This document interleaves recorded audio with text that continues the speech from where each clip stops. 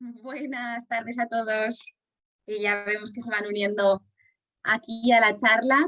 Estamos con la doctora Victoria Verdú y con Raquel Pascual, ambas Hola, de la buenas. clínica IVF Life Madrid. Vamos a esperar un poquito a que se vaya conectando más gente y enseguida empezamos.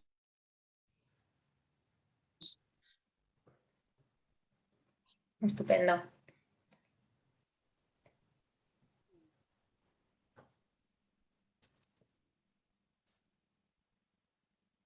Vale, pues mientras tanto, nada, yo quería comentar rápidamente que vamos a estar hablando durante unos minutitos sobre este tema. Vamos a hablar de diferentes enfoques de la endometriosis por parte médica con la doctora Victoria Verdú y por la parte más psicológica de seguimiento de pacientes con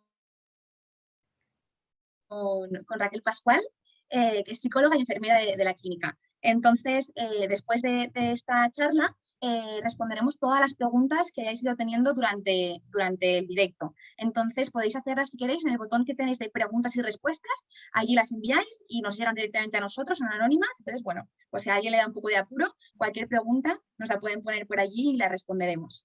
Bueno, la responderán ellas. Fenomenal. Pues nada, ¿se nos oye bien a todas? Sí. ¿Se escucha? Yo creo A que ver si sí. nos le pueden decir por el chat, por preguntas y respuestas. Y así. Sí, perfecto. Genial. Gracias. Perfecto. Pues nada, voy a empezar presentándoos muy brevemente a las dos. A la doctora Victoria Verdú, perdón, que es ginecóloga con más de 20 años de experiencia en reproducción asistida de nuestra clínica IVF Life Madrid. Y estábamos comentando ahora mismo que en toda su experiencia laboral ha visto muchísimas pacientes con endometriosis. Sí, sí, la verdad es que sí. Yo estuve Y bueno, trabajando. ahora nos contará ella, pero que ha evolucionado mucho. Sí, Perdona, perdón, Victoria. se corta un poco. Nada, solo comentar que estoy encantada de estar con vosotras y que para terminar este mes de la endometriosis yo creo que sí que hacer algunas reflexiones acerca del tratamiento que se sigue ahora y de la realidad que supone una patología crónica en las pacientes que cada vez tiene más importancia no solo para los ginecólogos, sino para muchos especialistas, porque es una enfermedad que yo creo que en estos momentos tenemos que tratar entre todos. Eh, Estoy con Raquel, que es mi compañera, psicóloga de aquí de la clínica IVF, y si te presentas, Raquel. Bueno, pues yo soy enfermera y psicóloga, llevo trabajando en reproducción pues desde el 2012 y la verdad que estoy encantada. Es un mundo muy bonito, pero en el que vemos todavía muchas deficiencias, sobre todo en cuanto al apoyo emocional, al seguimiento del paciente, a que el paciente se sienta bien comprendido. Quizá la parte médica evoluciona muy rápido, pero la parte del acompañamiento psicológico y de comprender bien las etapas y las fases por las que pasan las mujeres, ya no solamente con endometriosis, ¿no?, sino problemas de infertilidad, pues son problemas que están ahí y que a veces no se ven y que hasta que no te metes de lleno en este mundo no llegas a apreciar.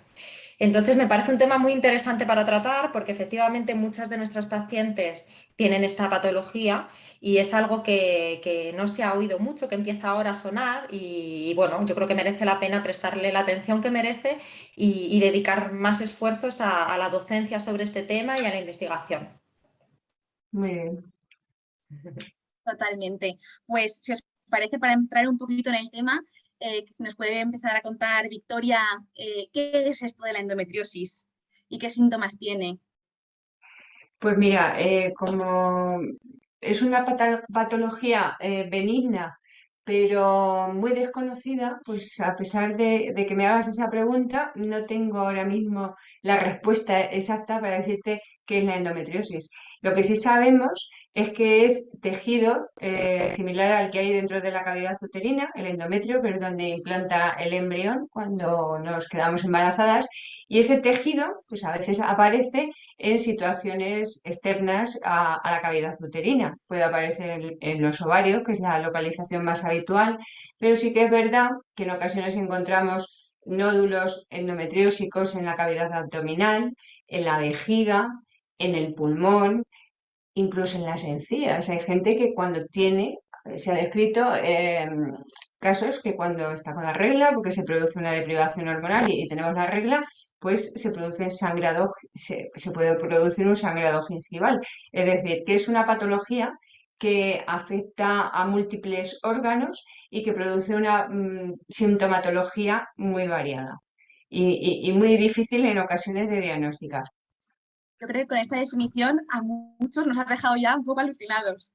Yo no sé si también los que nos están viendo, igual también muchas son pacientes de endometriosis, pero desde luego que yo hay una parte muy grande que desconocía de esta enfermedad. Sí, sí, es cierto que hay veces. Y eso, ¿se nos puede contar un poquito los síntomas, los principales síntomas? Pues el síntoma fundamental es el dolor. Siempre hemos asociado la endometriosis al dolor con regla. Pero sí que es verdad que aunque es el síntoma más famoso, pues hay otros síntomas asociados y que nos pueden hacer prevenirnos de que una paciente, aunque no tenga un quiste en el ovario enorme lleno de sangre, de un quiste de chocolate que nosotros llamamos, pues puede estar padeciendo endometriosis. Hay gente que tiene dolor al orinar, dolor al defecar, sensación de distensión de abdominal, sensación de fatiga crónica y luego algunos síntomas más raros y que muchas veces pues, nos pueden hacer confundir con problemas de tipo reumatológico o incluso, ya te digo, puede haber implantes endometriósicos en el pulmón y que se produzca un problema pulmonar importante porque ese quiste puede sangrar y producir una hemorragia interna dentro del pulmón.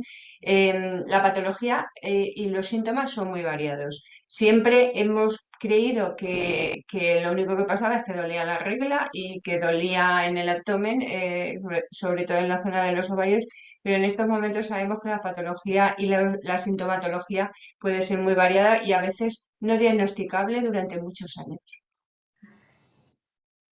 Madre mía. Raquel, tú que acompañas a pacientes de endometriosis, entre otras tantas, ¿cómo lo viven las pacientes? Tanto los síntomas bueno, como el hecho de padecer la enfermedad en sí. Pues las pacientes muchas veces lo viven en silencio. Son mujeres que por lo general acostumbran a tener, como comentaba la doctora Verdú, ¿no? Unas reglas muy dolorosas, con mucho dolor, pero por lo general están como, hay como una tendencia a callarse y a no querer quejarse, porque parece que son muy que se sienten, que dan una imagen como que son flojitas, que no, que son muy quejicas. Pero efectivamente estas mujeres lo que necesitan es llegar a ese momento del diagnóstico. Una vez que reciben un diagnóstico de endometriosis, es una forma de justificar ese dolor y esas molestias que llevan tanto tiempo padeciendo y psicológicamente es un punto para las pacientes positivo, porque aunque entras en el diagnóstico y tienen el típico miedo, ¿no? De qué será la endometriosis, qué me va a venir, en qué me va a afectar y a corto plazo qué va a suponer que yo tenga una endometriosis. Por otro lado, de cara a su círculo social, ¿no? A sus relaciones sociales, a su pareja si la tuvieran, es también una forma de demostrar de, mira, estaba mal y me quejaba con motivo, porque muchas veces ha sido uno de los problemas principales de esta patología, ¿no? La dificultad que había en el diagnóstico y esa sensación de, esta siempre se escaquea, ¿no? Hablando mal y rápidamente. Se queja por todo, es muy blandita. Y una vez que llevas y recibes este diagnóstico de endometriosis, ya es una forma de hacer ver al resto de me quejo con motivo, mi dolor está justificado y menos mal que hay alguien ahí que viene y me dice, oye, mira, efectivamente tu dolor deriva de esta alteración, de esta enfermedad que hasta ahora no se te había visto, pero que efectivamente tienes y tienes todo el derecho de quejarte, porque tienes un dolor muy intenso que posiblemente sea incluso mayor del que estabas comunicando, ¿no? Entonces, en ese sentido, sí que el diagnóstico refuerza positivamente esto. Sí, sabemos que en estos momentos muchas pacientes han tardado en ser diagnosticadas de endometriosis entre 8 a 10 años. Y vivir con ese dolor, porque a veces pensamos que es simplemente un dolor menstrual, pero hay gente que vive con un dolor abdominal crónico, al cual se acostumbran a soportar. Y que, como ya te digo, de manera habitual, que las reglas fueran dolorosas, parece que las mujeres tenían que ser las reglas dolorosas, pues como tú dices, Raquel, mucha gente pues probablemente no expresa realmente la sintomatología que tiene de manera total por el miedo a parecer, pues eso, débil o que siempre se está quejando. Pero sí que es cierto que en estos momentos esto está cambiando mucho. Creo que se ha puesto el foco más en intentar desde el principio, porque una regla no tiene por qué ser dolorosa, te puede doler cuando eres pequeña, pues al principio, cuando empiezas con la menstruación, el canal cervical es muy estrechito y una niña que tiene 12 13 años, pues puede dolerle la regla, pues a lo mejor un tiempo, 2 3 años, pero cuando los dolores de regla son habituales y aunque no se vea ecográficamente nada y no parezca que haya quistes enormes en los ovarios, sí que ahora sabemos que eso es un síntoma de endometriosis y desde luego hacer una prevención desde que somos jovencitas, niñas con reglas muy dolorosas y jóvenes con reglas muy dolorosas, con tratamientos que haya adecuados, pues evita en muchos casos que se produzca un avance de la enfermedad que a veces es muy lesivo para la salud y para la fertilidad. Totalmente. Sí, porque imagino, Raquel, que tú has hablado también muchas con las pacientes, que se pensarán que su dolor es normal, ¿no? Que lo que decías, que lo toman como algo normal Eso es. y no le dan la importancia que tiene. Claro, hay mujeres que a priori me decían, bueno, yo sí, yo tenía reglas muy dolorosas, pero lo consideraba algo normal. Incluso mi madre me decía, mis reglas también eran así, es que hija, te tienes que acostumbrar, que es el dolor normal de una regla. Entonces son pacientes que al final acaban asociando o que intentan normalizar ese dolor que tienen. En el fondo, algo dentro de ellas dice, esto no es normal, porque efectivamente me duele demasiado, ¿no? Pero, y es lo que dice Victoria, no solamente es dolor menstrual, también duele en otras partes, ¿no?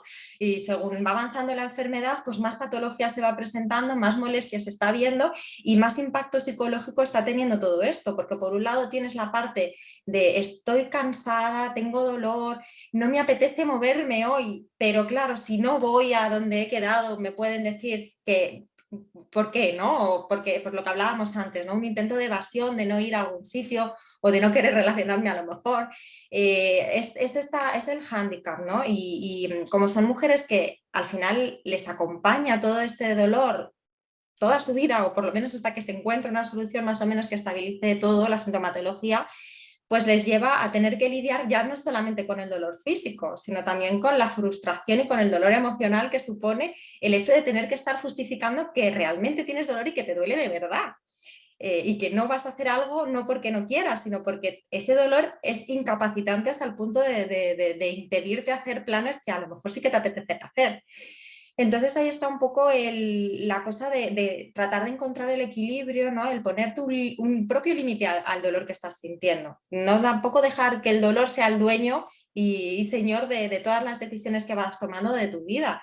Pues decir, bueno, sí, tengo dolor, sé que lo estoy pasando mal, pero voy a intentar, si este es mi límite, llegar por lo menos a mi límite. Y negociar tú internamente con eso, ¿no? Para tratar de conseguir llegar a, bueno, a hacer cosas que te apetece hacer y, jo, ¿por qué por el hecho de estar mal y de tener esa endometriosis te lo vas a perder, ¿no?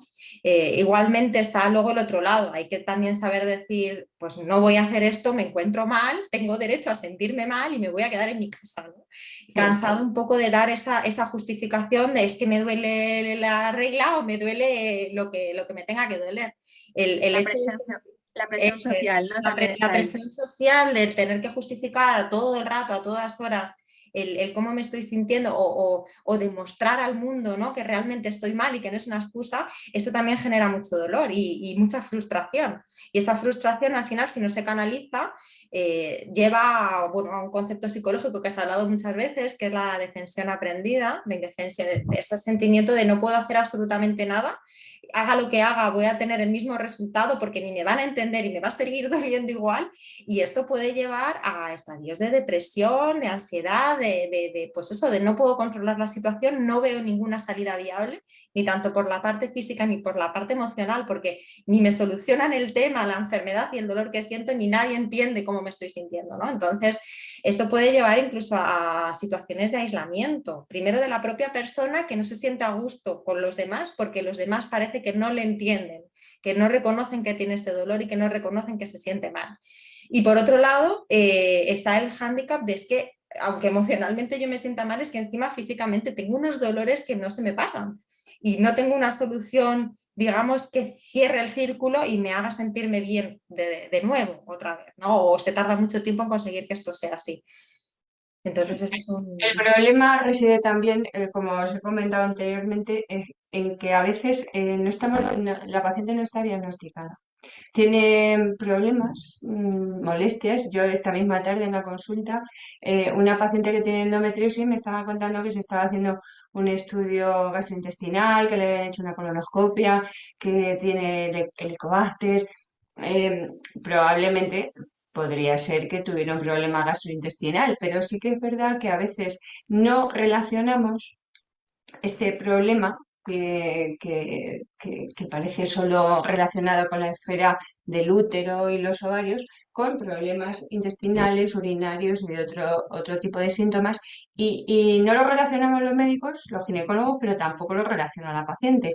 El tema es que la endometriosis, que es una patología rara y de difícil diagnóstico y que no sabemos por qué ocurre, debería de ser tratada de manera multidisciplinar. Es decir, que tendríamos que ir más allá y pensar que, por ejemplo, mi paciente que refiere muchos problemas de tipo digestivo, pues puede ser que tenga algún implante a nivel intestinal que haga que sus digestiones sean complicadas y que se sienta con más hinchada y con más distensión abdominal. Lo que pasa es que probablemente llegará un día que esta patología se trata en unidades, que haya urólogos, digestivos, ginecólogos, psicólogos, nutricionistas, porque es un problema que va más allá.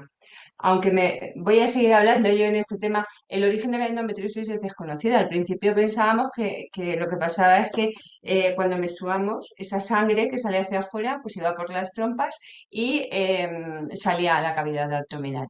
Pero ese concepto, que ya no sabemos todavía por qué ocurre esta patología, pues cada vez tiene menos fuerza y cada vez se habla más de una enfermedad de tipo autoinmune. O sea, probablemente haya células madre, células como que se diferencian en células como las que hay dentro del útero y que responden al estímulo hormonal de los estrógenos y que se producen sangrados cada mes que tenemos la regla, pues igual que tenemos la regla, esos implantes endometriósicos sangran. Como pensamos que no sabemos lo que ocurre, pero cada vez hay más relación de esta patología con enfermedades de tipo autoinmune, como la esclerosis múltiple, la enfermedad de Crohn, la colitis ulcerosa, enfermedades de tipo autoinmune y que afectan al aparato digestivo y a otros sistemas. Entonces, estamos avanzando mucho, pero desgraciadamente en el año 22 seguimos sin saber bien por qué ocurre y cómo tratar esta patología. Aunque yo creo que hemos dado pasos muy importantes y yo creo que una mujer ahora mismo puede controlar su patología si desde muy jovencita, como os decía antes, empezamos a sospecharlo. ¿Vale? Porque, por ejemplo, Victoria, ¿tiene algún componente hereditario? Sí, en el 50% de los casos puede haber componente hereditario, es decir, que tu madre haya tenido problemas de este tipo, de endometriosis o de reglas muy dolorosas y tú también las tengas. Pero claro, si tú en tu casa siempre has visto que tu madre tenía problemas con la regla y que se ponía fatal y que vomitaba o que no podía esos días llevar una vida normal, pues tú casi que lo ves muy normal, que te ocurra y dices, bueno, pues esto debe de ser así. Pero sí que hay un componente genético, también se ha relacionado con malformaciones uterinas y esto que os comentaba de la menstruación retrógrada, como que la sangre va a la cavidad abdominal, pero cada vez coge más fuerza el tema de que probablemente sea una enfermedad de tipo autoinmune y probablemente los tratamientos en los próximos años vayan en ese sentido, en intentar controlar pues una patología que se extiende por el cuerpo, por vía hematógena, por vía abdominal y incluso con eso, que células que estaban ahí ellas tan tranquilas, células se diferencian y se convierten en implantes endometriósicos en zonas, como ya te digo, las encías, la vejiga o el pulmón, que son zonas que como vas a pensar que tienes este problema. Y en estos casos, ¿cómo se diagnostica la endometriosis? No sé si me he Vamos a ver. cortado. Te preguntaba, Victoria, que cómo Sí, se sí, pero diagnostica la sí, endometriosis. sí, el diagnóstico en estos momentos se hace por la clínica, por la sintomatología de la paciente y por ecografía. Obviamente, si encontramos un quiste en los ovarios endometriósico, un quiste lleno de sangre, un quiste de chocolate que llamamos, está claro que, sí, que tenemos esta patología. Pero sí que es verdad que yo cuando empecé a ser ginecóloga, necesitábamos que hubiera una laparoscopia, es decir, una cirugía, que hubiéramos visto implantes en el abdomen y que nos aseguraran que esa patología era endometriosis. Pero en estos momentos con la clínica de la paciente, es decir, con los síntomas que refiere a veces por ecografía, somos capaces de detectar quistes no solo en los ovarios, sino pues a lo mejor entre el recto y el útero, entre el recto, entre el útero y la vejiga. Y en fertilidad también ha habido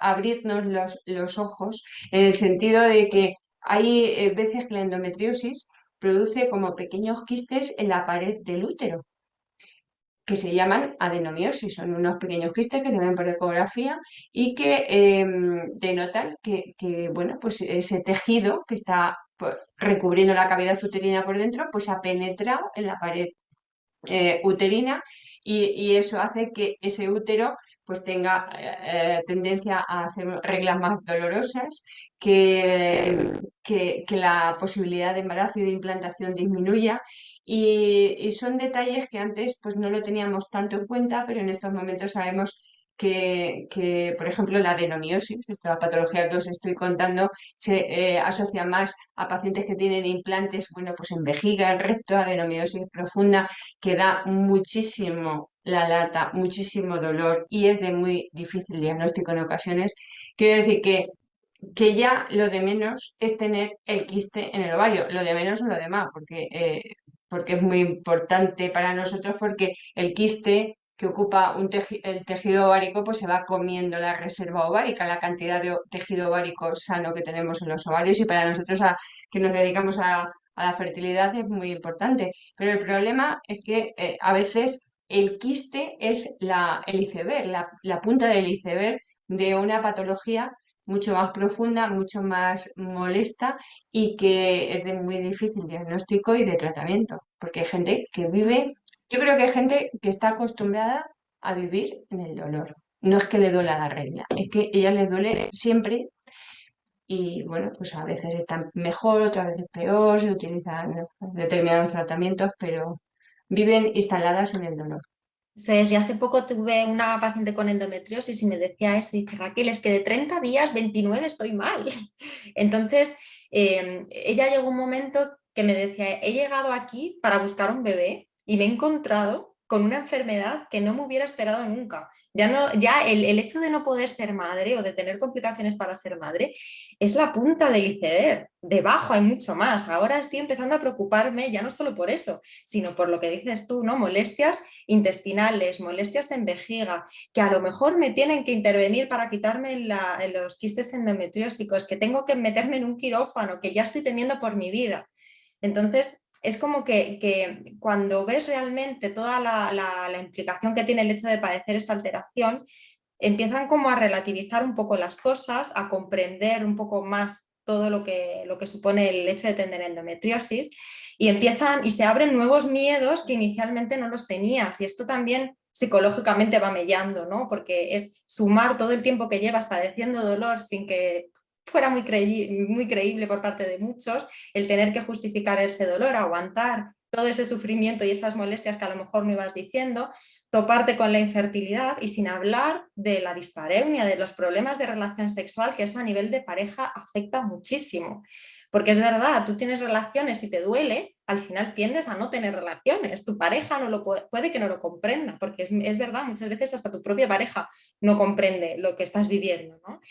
No tienes todavía un diagnóstico claro, entonces no hay confirmación de una endometriosis como tal y empiezas a distanciarte. Primero porque no mantienes relaciones porque producen dolor. Luego ya coges miedo a tener relaciones por no producirte ese dolor y al final empiezan a venir más problemas de pareja, más problemas de entorno pues es muy difícil de manejar, ¿no? Son mujeres que lo pasan muy mal, que como decía Victoria, han estado mucho tiempo normalizando la situación de ese dolor y es lo que comentaba con esta paciente hace poquito, que me decía, es que estoy cansada de estar cansada, de tener que justificarme todo el rato, de no vas a este sitio, es que eres muy flojita, no vas a este otro, es que eres una malquera, porque muchas veces al final es el estereotipo que tenían y que afortunadamente se empieza a modificar, ¿no? Empezamos a comprender un poquito más de esta enfermedad y a entender a estas pacientes y comprender lo mal que lo están pasando. Esta chica que hizo todo esto me decía, es que una vez que he llegado al cirujano general para que me diga, es que ya no solamente es el problema de fertilidad, es que te tenemos que operar. Y es que es muy posible que haya que hacer una resección incluso de una parte del colon, que es que el apéndice parece que también tiene endometriosis, que te tenemos que quitar el apéndice. Ya empiezas a valorar las cosas desde otro punto de vista. Me dice, es triste, pero ahí es cuando mi pareja empezó a entender cómo yo me había estado sintiendo y qué es eso enorme que tenía por ahí, que no daba la cara y que al final se ha visto, ¿no? Entonces son mujeres que se sienten muy incomprendidas porque realmente la respuesta social a este problema era así, era muy silenciosa. Igual daba la cara ya cuando la situación estaba muy avanzada y ya efectivamente los síntomas eran muy evidentes y ya no era un simple dolor menstrual en determinados momentos del ciclo, ¿no? Sino un dolor, como comentaba mi compañera Victoria Verdú, que es continuo y hay días que estás menos mal, pero otros días que es que no te puedes mover de la cama. Entonces, en ese sentido, vamos avanzando también y creo que estamos en el buen camino, ¿no? De tratar de hacer valoraciones más rápidas, de diagnosticar ya no solamente por el hecho de hacer una cirugía, sino por ver la sintomatología y la clínica de la paciente. Es muy importante también en este punto que la paciente explique correctamente sus síntomas, digamos que se entienda muy bien al paciente y se delimiten cuáles son sus síntomas específicos, que no se tienda a generalizar, porque al final cada mujer es su mundo y cada mujer lo siente de forma distinta. Y bueno, intentar hacer unos diagnósticos en función de la clínica que nos ayuden a tratar de poner soluciones más allá de la analgesia, que digamos esa era la pauta tradicional, ¿no? Victoria, no sé si nos puedes decir algo más con respecto a los tratamientos para tratar la endometriosis. Pues mira, con respecto a los tratamientos, fundamental el diagnóstico precoz, lo que te decía. Normalmente las mujeres, cuando ya sabemos que tienen esta patología, muchas veces está muy avanzada. También es verdad que a veces lo encontramos aquí en las consultas de fertilidad, haces una ecografía y te encuentras un quiste y la paciente no tenía ningún síntoma. En un 30-40% de los casos no lo sabían y no tienen síntomas, afortunadamente.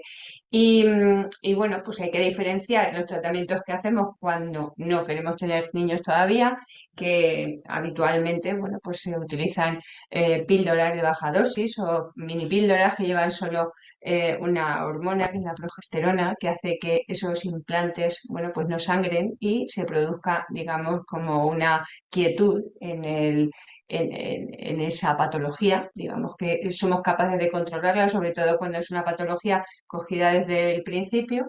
Y luego, en estos momentos antes había mucha tendencia a que te encontrabas un quiste y operar esos quistes. ¿Qué ocurre? Que en estos momentos la cirugía está limitada o normalmente se utiliza cuando el dolor es enorme, porque no se puede vivir así, no se puede vivir instalada en el dolor.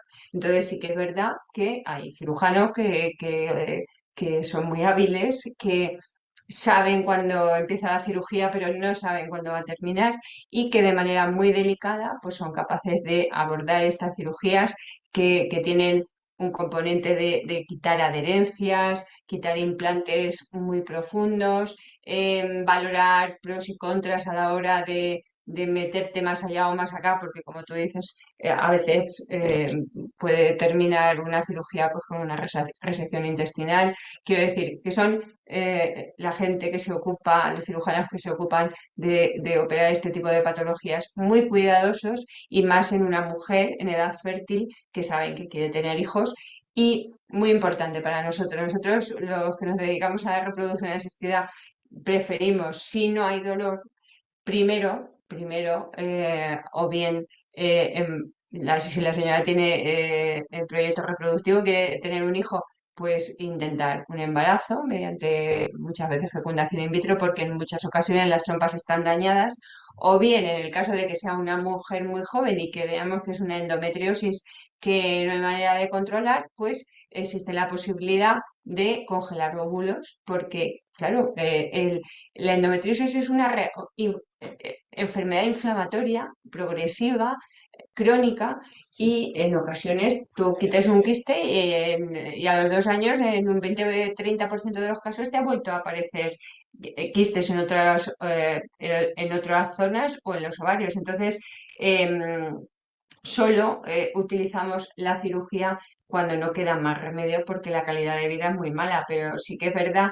que esos quistes en los ovarios van produciendo inflamación y van produciendo fibrosis y van acabando con nuestra reserva ovárica. De manera que fundamental el diagnóstico precoz.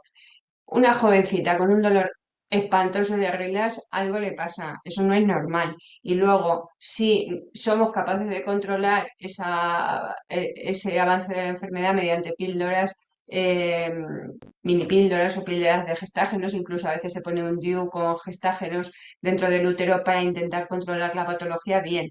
Que vemos que el control es difícil, congelar óvulos, porque nos encontramos en las unidades de reproducción, pues un número importante de pacientes, de nuestras pacientes, pues un 30-40% de las pacientes tienen endometriosis, y el problema es que su reserva ovárica muchas veces está dañada y es mucho más baja de lo normal para su edad. Entonces, si no controlamos Porque, la patología... Victoria, Dime. te quería preguntar, además de la reserva ovárica, es decir, a la cantidad de óvulos, también afecta a la calidad, ¿verdad? De los óvulos. Pues a veces sí y a veces no. Hay gente que tiene esta patología y tiene muy buena reserva ovárica todavía, y además tiene una calidad ovocitaria normal. Y es verdad que hay gente que tú haces una estimulación para congelar óvulos, para preservar la fertilidad o para hacer una fecundación in vitro, y vemos que la calidad puede ser más baja. Los ovocitos, cuando salen, pues son células muy grandes, llenas de agua, y son muy delicadas, y a veces pues por todos estos mecanismos inflamatorios y de estrés oxidativo que existen, bueno, pues a veces la calidad sí que está dañada, pero no siempre. ¿Mm? Bien, porque entonces tendríamos diferentes formas en las que afecta la endometriosis a la fertilidad. Tendríamos, por una parte, lo que hemos dicho, cantidad ovocitaria, calidad ovocitaria, y luego entiendo también que en ciertos momentos, si se han hecho cirugías, se han quedado herencias, o simplemente la misma adenomiosis, ¿no?, que decías dentro del útero, también puede ser lo que impida quizás la implantación del embrión.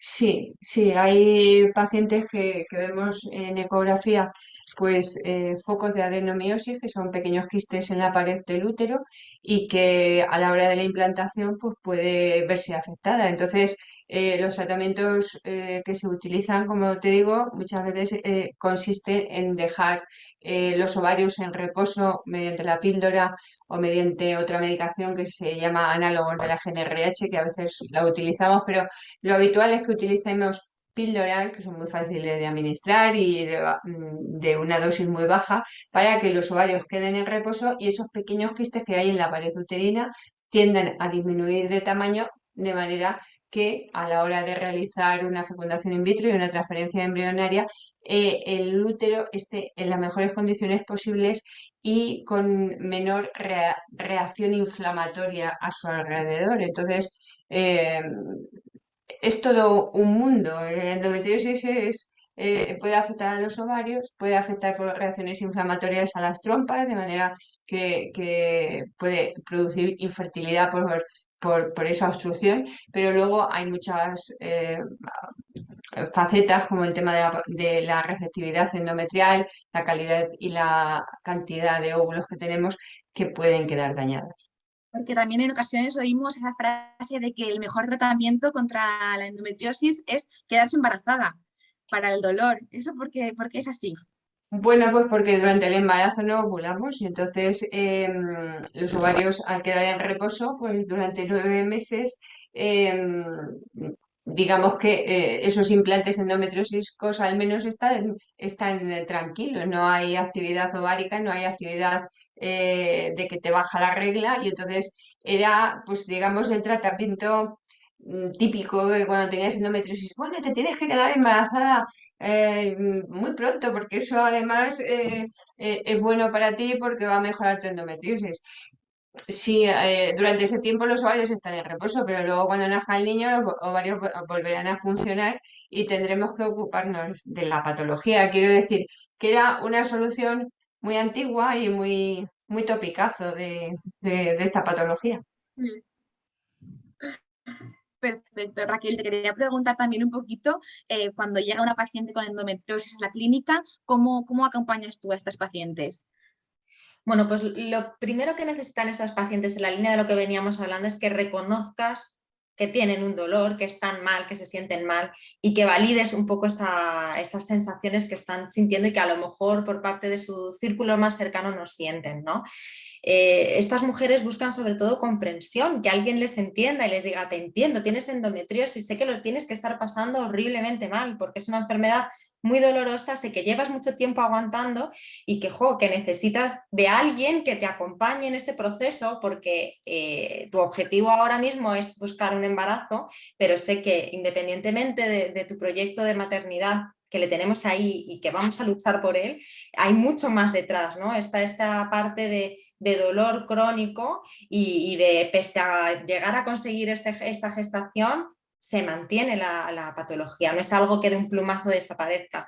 Igual como venimos hablando, ¿no? Durante el embarazo da menos guerra o lo sientes menos, pero al final es una enfermedad que no finaliza ahí, no finaliza con la consecución de un embarazo, sino que puede seguir ahí incluso. Aunque te hayan operado, aunque haya desaparecido todo lo que parece que apuntaba a la endometriosis, como decía antes la doctora Verdú, es posible que vuelva a reaparecer a posteriori, ¿no? Y todas estas mujeres también tienen que estar preparadas psicológicamente para esto, saber que es una enfermedad que nos va a poner trabas, que no significa que una mujer con endometriosis no vaya a poder conseguir su bebé y su proyecto de maternidad, porque para eso estamos aquí, ¿no? Para conseguir el embarazo de todas las mujeres con endometriosis y sin ella.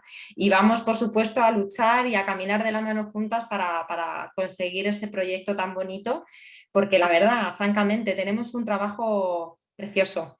Precioso porque pese a que vemos muchos disgustos y mucho sufrimiento porque no conseguimos muchas veces lo que buscamos de la forma que queremos o de una forma tan inmediata como a veces muchas pacientes cuando vienen a la clínica esperan, en la mayor parte de los casos logramos cumplir muchos sueños y es algo muy gratificante para todos. Para nosotros no hay mayor regalo que hagan un tratamiento y consigan un embarazo. Ese día, el día de la beta positiva, aquí lo celebramos todas. Es que es un día que te vas a casa contento y feliz porque has conseguido ese embarazo que tanto nos ha costado, ¿no? Para todos. Al final un positivo para una paciente es un positivo para todos. Los pacientes al final son uno más de la familia, ¿no? Estás ahí con los nervios de será positivo, será negativo, en esa beta espera tan dura, ¿no? Para los pacientes, que esos 12 días parece que no pasan nunca y que no llegan. Y una vez que se consigue, pues, jolín, es muy gratificante. Entonces, el tema de la endometriosis, pues volviendo un poco a la línea que estábamos hablando antes, es un tema que merece la pena hablar y tratar porque es que lo vemos en el día a día. Muchos pacientes de la clínica al final padecen esta alteración, cada uno en sus niveles, no afecta igual a todas las mujeres, no todas lo tienen en la misma proporción y no está presente en todas las pacientes, pero sí que es un número muy importante de ellas las que padecen esta patología. creo que más allá del sufrimiento, ¿no? De intentar tener un niño y que no te venga de forma natural, ese chocazo, ese shock con la realidad que se llevan todas las pacientes cuando empiezan a buscar embarazo y no lo consiguen de forma espontánea, el hecho de aceptar, bueno, a lo mejor necesito ayuda, voy a hacer un tratamiento de reproducción, pues también es un choque, ¿no? Porque muchos pacientes vienen a la clínica aquí en un primer momento cuando no han tenido contacto previo con ningún centro y se piensan que va a ser fácil, ¿no? Te van a dar una pastillita o te van a decir esto y te vas a embarazar seguro. Y es lo frustrante y para lo que tenemos también que preparar a nuestras pacientes, ¿no? Porque el hecho de hacer un tratamiento de fertilidad, desafortunadamente hoy día no te garantiza el éxito del tratamiento. Y es algo que de entrada tenemos que explicar a las pacientes porque muchas no lo entienden. Muchas pacientes no se dan cuenta de que podemos fracasar en el intento hasta que no se ven con un negativo. Y remontar ese negativo si a priori ya te habías hecho a la idea de que esta era la solución definitiva y que lo ibas a conseguir de todas, es muy complicado, ¿no? A todo el sufrimiento y el dolor que llevan pasado por los problemas, por el dolor, luego por el golpe, ¿no? de la infertilidad y llegar a este punto con una beta negativa, si antes no has contemplado la opción de que puede irte mal también, es muy duro remontar esto, ¿no? Y volver a escalarlo. Al final yo digo siempre que hacer un tratamiento de reproducción asistida es como escalar el Everest. Al final tienes que ir poquito a poco subiendo, subiendo, subiendo y hay veces que es que no ves la cima y ves beta negativa y lo vuelves a intentar otra vez y otra vez beta negativa. Es una montaña rusa constante, hoy estás contento porque parece que te dicen que en la eco se han visto muchos folículos, pero llegas a la punción y la respuesta no es la que esperabas y hay menos óvulos, vuelves a intentarlo, vuelves a generar embriones, es una angustia continua y de hecho siempre nuestra recomendación es que el paciente comprenda de entrada todo lo que supone el hecho de hacer un tratamiento de fertilidad, qué etapas va a pasar, qué son los miedos que va a sentir y qué es lo que debe esperar de un tratamiento como este. Entiendo también que por parte más médica, tener un diagnóstico lo más acertado posible y también unas probabilidades, ¿no? Que te expliquen realmente qué probabilidades tienes para tu caso y cómo se puede abordar. Victoria, ¿nos cuentas algo? Sí, el, el problema reside en la actualidad de que se juntan determinadas patologías, como la endometriosis, el ovario poliquístico, una obstrucción tubárica, un factor masculino, con la edad materna. La edad es un hándicap para nosotras, no es que seamos mayores, nuestras parejas son igual de mayores que nosotras, pero tienen 15 años más de vida fértil y el problema es que nuestros ovocitos a partir de los 35 años pues van bajando en cantidad, pero incrementan mucho la tasa de anomalías genéticas que portan. Entonces, ha pasado una pandemia, hemos tenido 2 años que se le ha pasado a mucha gente el tiempo volando y el problema es ese, que tenemos una patología por la cual no nos quedamos embarazadas y además una edad que no es fácil de conseguir un embarazo, sobre todo a partir de los 40 años la tasa de anomalías cromosómicas es muy alta. En una mujer de 43, 44 años sabemos que el 95% de los óvulos genéticamente van a estar alterados y eso es una realidad desafortunada para nosotras porque no podemos hacer por el momento nada por detener el tiempo. Pero sí que podemos intentar, como os he dicho, hacer diagnósticos tempranos, porque ahora, ¿qué ocurre? Que muchos niños nacidos con técnicas de reproducción asistida entre los 40 y los 50 años son nacidos mediante técnicas como la donación de óvulos, porque tengo pocos óvulos, porque son de mala calidad y sobre todo porque portan muchas anomalías genéticas. Pero si nosotros somos capaces de transmitir a nuestras pacientes y a la gente, a mi hija, que tiene ahora mismo 22 años, o a sus amigas, que el problema del control de la natalidad es que ahora yo no quiero tener niños y voy a tomar la píldora, pero que voy a querer tenerlos probablemente cuando tenga otro proyecto con alguien o cuando tenga trabajo, pues creo que tenemos que hacer mucha educación de planificación de nuestra vida reproductiva, no solo no quedarnos embarazadas ahora, y máxime si es que tenemos pues un problema un problema que ya te digo que antes pues te duele la regla, pues ya está, pues ahora con 22 años si te duele la regla un montón y no puedes vivir con la regla, pues algo te está pasando, habrá que haces una revisión buena y si la cosa se pone complicada, bueno, pues en un momento determinado, no te digo yo que todo el mundo tenga el mismo momento y la misma situación, pero yo he tenido pacientes con 24 o 25 años que hemos congelado óvulos porque su patología, en este caso la endometriosis, iba muy, muy rápida y veíamos que nos quedábamos sin proyecto reproductivo, que esta chica estaba estudiando y no quería tener niños probablemente hasta dentro de 10 años. Yo creo que tenemos que planificar nuestra vida reproductiva y más sirve si hay alguna sospecha de algo. Y, y sin duda, esas pacientes que ahora se tienen que embarazar con óvulos de donante, pues si tienen sus óvulos congelados, con endometriosis, sin endometriosis o lo que sea, pues antes de los 35 años tendrán muchísimas más posibilidades de embarazo y de tener niños hasta edades muy avanzadas. Vaya rollo que he dado. Importante el diagnóstico, qué importante conocer las opciones. Sí, no, no. Desde luego, por aquí dicen, qué gran doctora. Toda la razón. Pues nada, ya acabando un poquito, quería preguntarte, Raquel, ¿algún consejo para todas las chicas jóvenes que igual o tengan endometriosis o crean que pueden tener endometriosis? ¿Qué les recomendarías? Mi recomendación es la misma que está viniendo, que nos está diciendo todo el rato la doctora Verdú, ¿no? Es la detección precoz, el decirlo, el informarlo.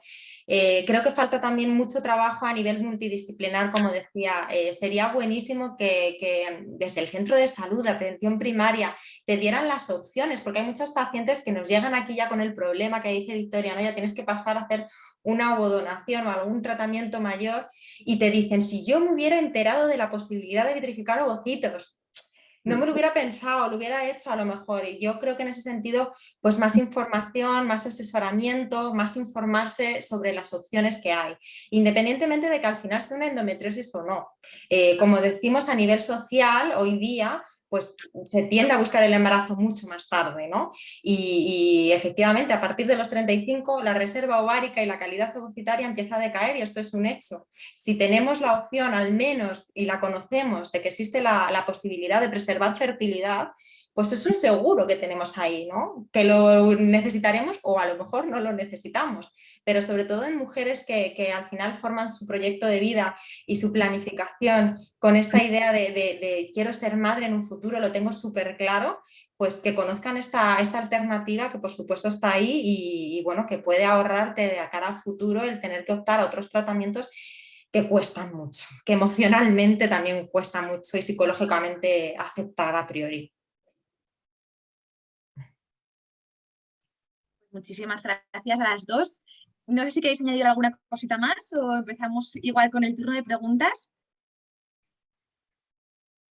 Yo quería añadir con respecto al tema de los tratamientos que el estilo de vida y nuestra percepción del dolor eh, puede ser diferente llevando pues una alimentación adecuada. Ya sé que siempre estamos con el mismo tema, pero la calidad de los gametos, de los óvulos y de los espermatozoides se ve muy afectada por el estilo de vida y por la alimentación.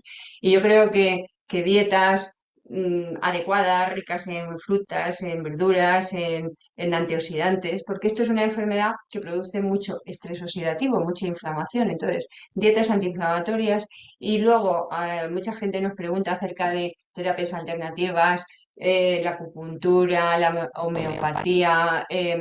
Yo sinceramente creo que en el dolor crónico, la acupuntura ha demostrado y de hecho está introducida en las unidades de dolor y yo creo que una persona ponerte en buenas manos en ese sentido puede ayudar.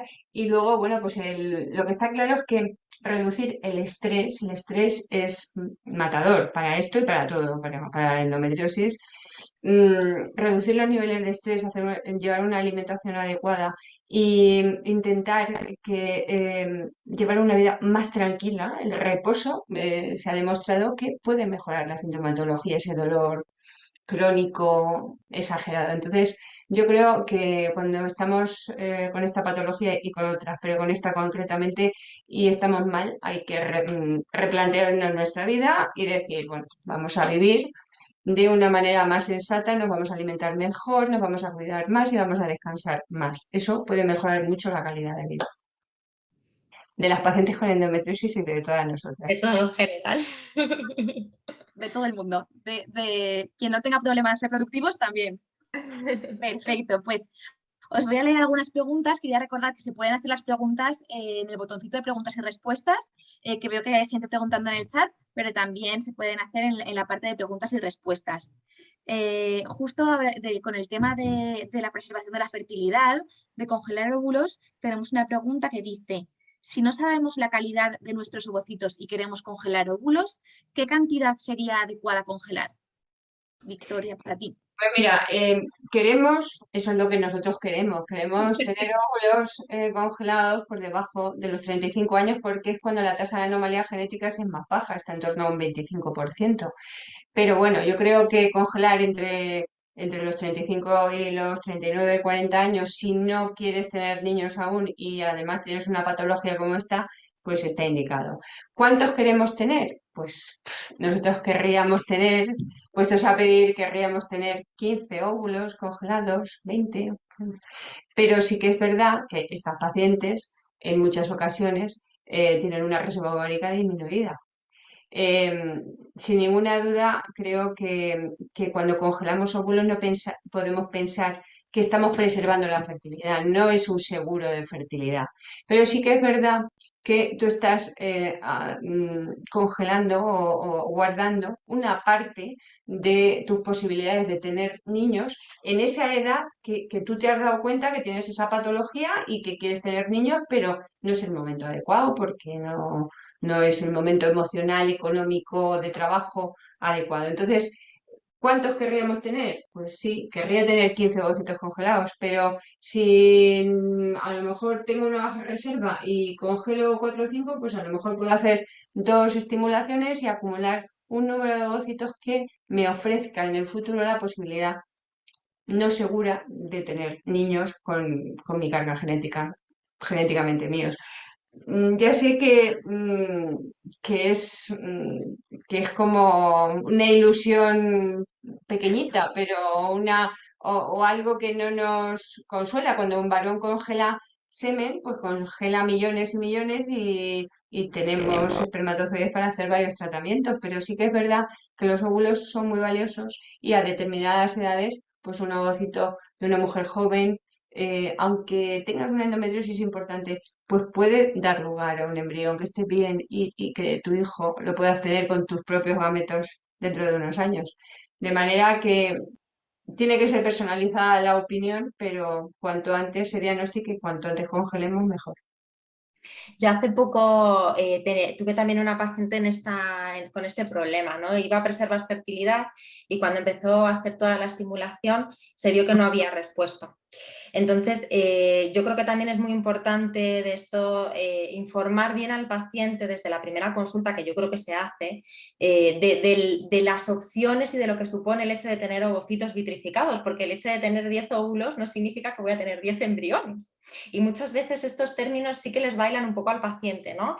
Creo que es importante que tenga una expectativa realista y saber que esto va en embudos. Y ya cuando hacemos una FIV de 8 ovocitos que nos salgan, a lo mejor conseguimos 1 o 2 embriones.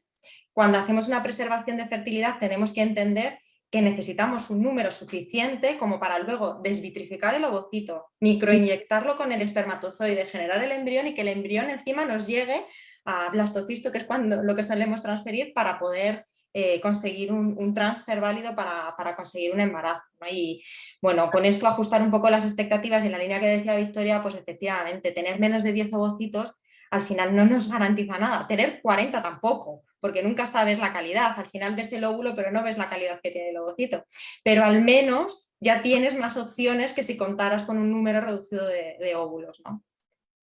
Sí, además hay que tener en cuenta que cuando nosotros congelamos óvulos, luego vamos a fertilizar y dependerá de la calidad de la muestra de nuestra pareja Quiero decir que hay muchos factores que intervienen y la calidad del útero y de las posibilidades de implantación que tengamos y desde luego es cada caso muy personalizado, pero sí que es verdad que desde el 2007 antes no se podían congelar óvulos porque los métodos de congelación pues no aseguraban que esos óvulos que son muy delicados fueran a sobrevivir de manera correcta.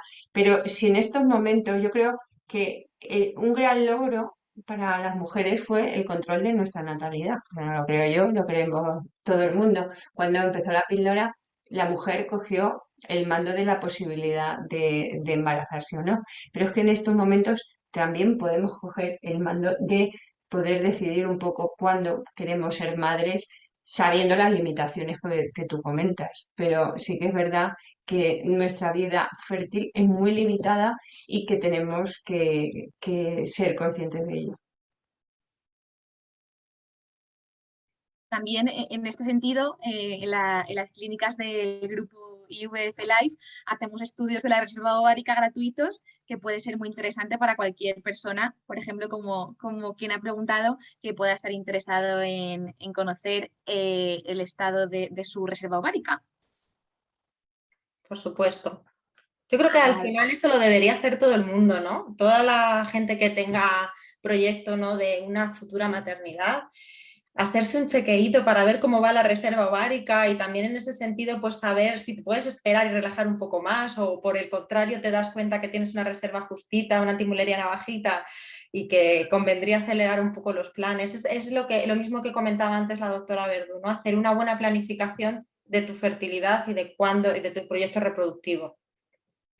Yo creo que son cada vez más los ginecólogos generales que en el seno de la revisión ginecológica, que va si te haces una eco y una citología y piden la hormona antimuleriana, que es la hormona que nos mide la reserva ovárica, y se detienen a la hora de hacer una eco a ver si se ven folículos antrales. Cada vez es mayor porque yo lo veo y ahí llevo muchos años trabajando, que antes, bueno, pues era muy poco frecuente que una paciente viniera diagnosticado por su ginecólogo habitual y en estos momentos cada vez más. Pero desde luego yo creo que dentro de la revisión ginecológica debería de hacerse la hormona antimuleriana a cualquier mujer que, que vaya, siempre que quiera, claro, obviamente. Pues, pero no se pierde nada. Pues Victoria y Raquel, si os parece, lo podemos dejar aquí. Ha quedado un par de preguntitas, pero las podremos responder por correo electrónico, ¿vale? Mañana, sin ningún problema. Y nada, pues muchísimas gracias a las dos. Espero que hayáis estado a gusto y que, bueno, que a todos los asistentes les hayamos resuelto muchas dudas y que se ha quedado cualquier duda más. Si alguien nos ve después la grabación de esto, que nos puede mandar todas sus consultas por correo electrónico y se las responderemos encantados. Tanto la doctora Victoria Verdú como Raquel, como cualquier miembro del equipo, encantados de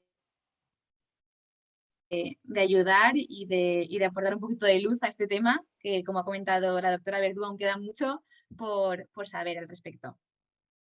Muy bien, gracias Celia. Muchísimas gracias a todos. Que tengáis muy buena tarde y un placer haber estado un ratito con vosotros.